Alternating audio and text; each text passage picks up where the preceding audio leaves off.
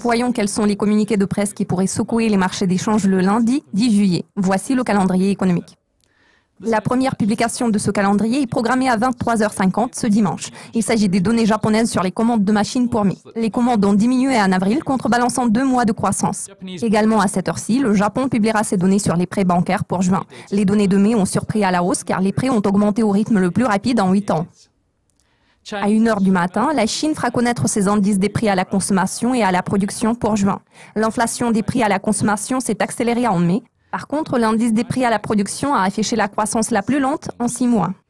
La balance commerciale allemande pour mai suit à 6 heures. L'excédent commercial s'est contracté de plus de 7 milliards d'euros en avril car les exportations ont diminué parallèlement à une augmentation des importations.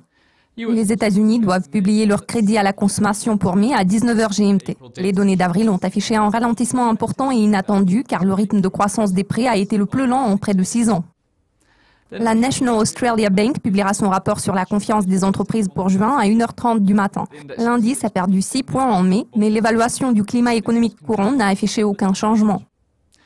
L'Australie fera connaître ses prêts hypothécaires pour mai à la même heure. Le nombre de prêts a diminué au cours des 3 derniers mois.